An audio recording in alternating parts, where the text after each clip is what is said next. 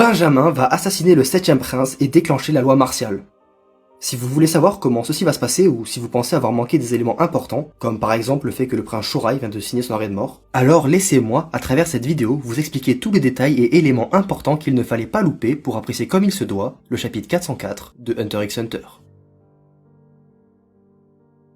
C'était il y a 41 chapitres, soit un peu plus de 7 ans que l'on apprenait que le premier prince Benjamin était le vice-conseiller suprême des armées de Kakin. Il y a alors 7 années, au chapitre 363, Togashi nous dévoilait son plan pour l'aîné des princes de Kakin, puis silence radio. Il a fallu 5 ans pour qu'au chapitre 400, nous entendions parler pour la première fois de la loi martiale. La loi martiale permet à l'armée royale de Kakin, organisme censé être neutre dans la guerre de succession, mais en réalité dominé par le prince Benjamin, d'imposer une véritable dictature le temps d'éloigner le danger. Enfin nous avons plus d'informations. Parce que oui, on voyait le prince Benjamin chercher un moyen de la déclencher, mais ça y est, Kurapika nous révèle enfin ce moyen. Mais pour bien comprendre de quoi il s'agit, il faut d'abord que je vous raconte une petite histoire, celle de la mafia de Kakin. 3 clans mafieux dominent le monde criminel du royaume de Kakin. Mais alors que l'on pensait que le clan Shaha, Shu'u et Ei étaient présents sur le Black Whale pour se départager le territoire du Dark Continent, il n'en est rien. La réalité est que chaque clan est allié en secret à un prince. Ainsi, le clan Shu'u soutient le prince Shorai, le clan Ei soutient le prince Tyrednich et le clan Shaha soutient le prince Luzurus. Il est bien important de comprendre que ces 3 clans mafieux jouent un rôle de dissuasion dans cette guerre de succession. Et si Inrigi, le GOAT absolu, et Oken'i font tout pour préserver l'équilibre, si la mafia est complètement paniquée à l'idée que la brigade fantôme puisse rompre cet équilibre, c'est uniquement pour éviter de déclencher une guerre totale à grande échelle qui se répercuterait directement sur la guerre de succession. Mais alors, que se passerait-il si un des 3 princes dominant les clans mafieux venait à se faire assassiner par un autre clan mafieux? Ou plutôt, que se passerait-il si l'on faisait croire ça? C'est en tout cas ce que se demande Kurapika, et la réponse est évidente. Cela donnerait l'opportunité au prince Benjamin, haut gradé dans l'armée royale de Kakin, de déclencher la loi martiale, afin d'empêcher qu'une guerre totale éclate entre les mafias. Les pouvoirs judiciaires, législatifs et exécutifs seraient alors rassemblés en une seule et même personne, le prince Benjamin, qui pourrait alors décider du sort de ses frères et sœurs comme bon lui semble. Et c'est là qu'on comprend le génie de Togashi, qui depuis 7 ans, depuis 7 putains d'années, le mec il est là, il développe des intrigues dans tous les sens. Tiens, tu veux quoi? Tu veux de la traque entre Brigade Fantôme et Hisoka? Ok, tiens. Quoi, Benjamin, loi martiale? Allez, Senritsu elle va assassiner le prince Luzurus? Ok, tu veux une guerre entre mafias? Ok. Le mec il lâche que des intrigues comme ça qui entre elles n'ont aucun sens. Et là, d'un coup, en une seule case, mais littéralement une seule case, il arrive à rassembler et à donner un sens à toutes ces intrigues, à 7 ans de travail en une seule case. C'est incroyable. C'est pourquoi je pense que le prince Benjamin va entendre parler de cette tentative d'assassinat sur le prince Luzurus, je le rappelle le boss du clan Shaha, et participer, ou au moins maquiller ceci en un règlement de compte entre mafieux, lui permettant enfin de déclarer la loi martiale. Et c'est d'ailleurs ironique de voir que Kaiser, qui cherche un petit peu à manipuler Senritsu et Kacho, et qui veut tout faire pour empêcher la déclaration de la loi martiale, de se faire avoir et de déclencher lui-même la loi martiale en tuant le prince Luzurus. Ça y est, le prince Alkenburg est mort. Enfin, pas vraiment, uniquement son corps. C'est d'ailleurs l'occasion pour Togashi de nous en apprendre plus sur son pouvoir, et c'est à cause de ça qu'on a eu 3 pages hyper complexes.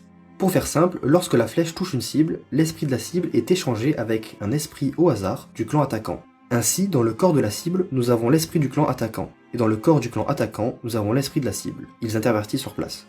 Cependant, les 2 esprits ne peuvent pas être éveillés en même temps, et la priorité est donnée au clan attaquant. Donc, tant que le corps de la cible, désormais possédé par l'esprit du clan attaquant, ne s'endort pas ou ne perd pas conscience, l'esprit de la cible ne pourra pas s'éveiller. Jusque-là, ok, tout le monde est censé m'avoir suivi puisque ce sont des infos qu'on a depuis le chapitre 386. Là où ça se complique, c'est dans ce chapitre. Si l'un des 2 corps venait à mourir, alors l'esprit étant dans le corps désormais mort, retourne dans son corps d'origine pour cohabiter avec l'esprit déjà en place.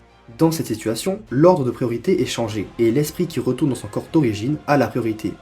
Donc dans la situation du chapitre 404, le corps d'Alkenburg, qui possédait l'esprit de Balsamicomite, est décédé, ce qui implique que l'esprit de Balsamicomite retourne dans son corps d'origine, et récupère donc l'ordre de priorité, forçant donc l'esprit du prince Alkenburg à s'endormir. Cependant, le 9e prince a anticipé cela, et a pris un puissant somnifère juste avant de perdre conscience, pour que lorsque Balsamicomite soit éveillé, il se rendorme aussitôt. L'effet de ce somnifère dure 10 heures. Alkenburg a donc 10 heures pour agir. Mais que va-t-il faire? Eh bien, probablement qu'il va essayer d'utiliser son pouvoir sur une nouvelle personne. Car si la situation reste comme ça, dans 10 heures, il sera impuissant. Si jamais Alkenburg utilise de nouveau sa capacité, il y aura alors 3 esprits impliqués. Et alors, que se passe-t-il dans cette situation? Nous n'en savons rien. Mais je pense que Alkenburg a dû anticiper cette situation et a dû donc enquêter dessus. Donc je pense qu'on en saura plus prochainement. Le mystère autour de la bête de naine de Shorai n'a jamais été aussi proche d'être résolu, puisque Kurapika vient nous apporter des clés de compréhension sur son pouvoir. Pour rappel, nous, lecteurs, avions lu dans une bulle du narrateur la nature du pouvoir du prince Shorai. La faculté du prince Shorai est de type matérialisation complexe. Sous le coup de plusieurs conditions, elle déclenche plusieurs facultés. Si le possesseur de la pièce remplit la condition, toutes sortes de facultés se déclenchent. Durant la première partie du chapitre, Kurapika analyse toutes les informations que le prince Shorai dispose sur ces pièces. Donc à savoir que chaque jour, à 13h, une pièce est fabriquée, ainsi que la valeur des pièces semble augmenter tous les 10 jours. Kurapika se rend compte que le design des pièces change lorsqu'elles sont données et qu'il y a deux sortes de design, l'un présentant le prince et l'autre sa bête de naine. Alors, il en conclut que si leur apparence est différente, il doit en être de même pour leurs effets. Normalement, il est impossible de matérialiser des objets en très grande quantité, mais le fait de donner ces objets pourrait, selon Kurapika, réduire leur coût de maintien et ainsi permettre cette prouesse. C'est pourquoi il suppose que les pièces pourraient accumuler l'aura de son possesseur, qui plus tard pourrait se déployer sous la forme de pouvoir. Kurapika suppose également que les pièces pourraient exercer une manipulation de type semi-forcé sur leur possesseur. Eh ben, ça fait plaisir. Ça fait combien de temps que cette intrigue elle traîne et que les persos n'avancent pas? Parce que oui, nous on a les infos sur le réel fonctionnement de la capacité de Nen, mais les personnes ne l'avaient pas. Et donc on pouvait faire autant de théories qu'on voulait, l'intrigue n'avançait pas. Sauf que là ça y est, Kurapika a les infos, le prince a les infos, donc je pense que ça va un petit peu avancer et que donc fatalement, les prochaines infos qu'on aura, ce sera du nouveau. Puisque que ce soit nous ou les persos, on est au même niveau. Donc c'est-à-dire que les prochaines infos qu'on aura, ce sera du nouveau dans cette capacité et que donc cette intrigue va enfin avancer. Bon, par contre, je trouve que le prince Shorai a un problème. Bah ouais, son pouvoir est trop fort. Alors, dans le contexte de la guerre de succession, son pouvoir n'est pas du tout fort, et il est même inutile. Mais si Shorai devient roi, et qu'il règne pendant plusieurs décennies, et qu'il continue à produire chaque jour une pièce, alors son royaume deviendra juste invincible. Si, comme le suppose Kurapika, en seulement 6 mois, il est possible d'éveiller quelqu'un au naine sans aucun entraînement, et qu'en plus de cela il permet de forcer la loyauté des possesseurs des pièces envers lui, alors c'est la capacité la plus cheatée que j'ai jamais vue. Et c'est justement pour ça que Shorai ne peut pas survivre à cette guerre de succession. Imaginez juste que tous les nouveau-nés reçoivent une pièce et la gardent pendant 50 ans. Ils deviendraient alors des monstres de puissance du calibre de Netero, sans aucun effort et sans aucun danger, sans aucun entraînement. Ah, c'est impossible. Alors parmi toutes les possibilités évoquées par les personnages sur quelles pourraient être les conditions d'activation de la capacité, celle que j'aime le plus, c'est celle de Koben Toba, le garde du premier prince, qui est en fait de remettre la pièce dans la bouche de la bête de naine. Ça ferait un peu comme un distributeur, et donc il mettrait la valeur de la pièce dedans, et en échange il recevrait une quantité d'aura ou un pouvoir spécial. J'aime bien cette hypothèse, je sais pas si ce sera la bonne, puisque c'est la première qui a été évoquée. Kurapika n'y a pas pensé, donc je sais pas trop.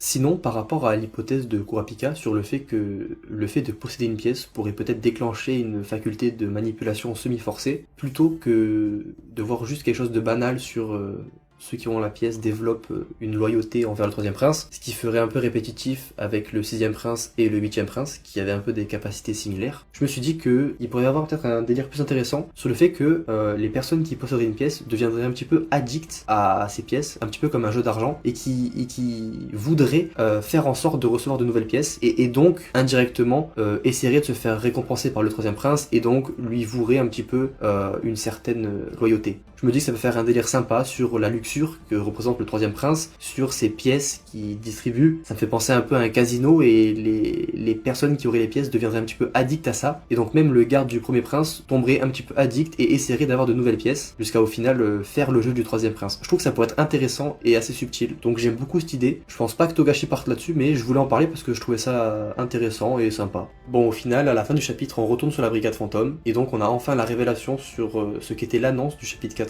Donc c'était en fait l'annonce de la mort d'Alkenburg. Donc moi je pensais que la timeline avait été respectée durant les chapitres 391 à 400, mais en fait on a passé 2 jours sans que Togashi nous l'ait dit, et du coup on a fait un petit bond en arrière là depuis 3-4 chapitres pour enfin revenir au présent. Donc juste pour rappeler, la brigade, enfin plutôt Nobunaga, Feitan et Finks veulent décimer le clan Ei, et donc ils veulent indirectement rompre l'équilibre. Et donc on en revient donc à ce que je disais au début, sur du coup ce qui permettrait à Benjamin de déclarer la loi martiale.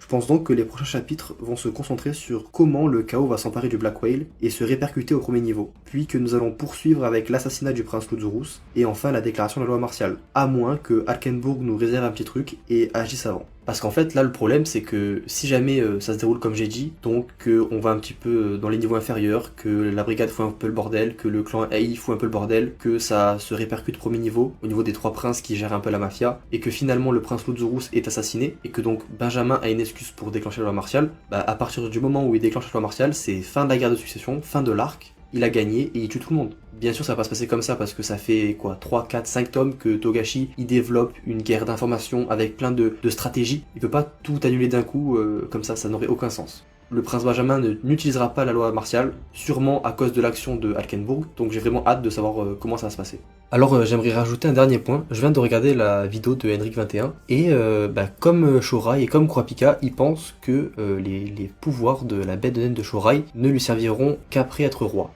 Et que donc c'est pour ça qu'en gros Shorai a un pouvoir nul parce que derrière il a le clan Shu'u qui va pouvoir l'aider et qui va prendre une place plus importante dans les futurs chapitres et du coup ça équilibrerait un petit peu avec les autres princes. Alors sur ce point je suis d'accord que ça équilibre bien les choses, mais moi-même je sais pas trop quoi en penser parce que au début on nous présente les bêtes de naine comme des bêtes protectrices qui sont censées aider le prince à gagner la guerre de succession. Et donc les bêtes ne sont pas censées prendre en compte les relations du prince. Et donc je me dis que forcément cette bête doit avoir un petit peu de puissance, que ce soit offensive ou défensive, mais de puissance directe qui peut directement influencer cette guerre de succession. Donc je me dis que peut-être que les pièces et donc les facultés peuvent se déclencher plus vite que les persos le pensent. Bon ben voilà, moi j'ai fait un peu le tour de ce que j'avais à dire sur ce chapitre 404, que perso j'ai adoré. Bon si jamais il y a encore des personnes qui sont à la fin de la vidéo, déjà merci beaucoup, ça fait plaisir que vous soyez encore là, que vous écoutez tout ce que je dis.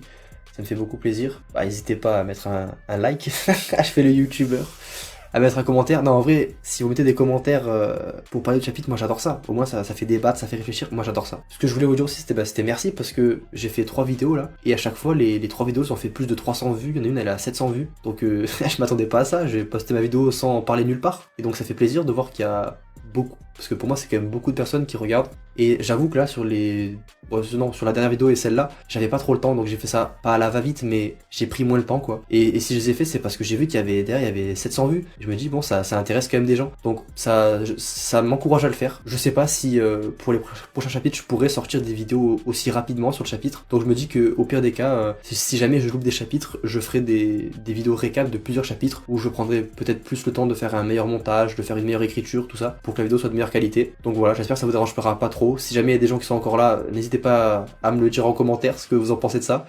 Et puis voilà, sinon à bientôt. Peut-être pour le chapitre 405, peut-être pas, je ne sais pas. En tout cas, profitez bien de Hunter x Hunter, profitez bien de Togashi pendant qu'il est là parce que c'est trop bien.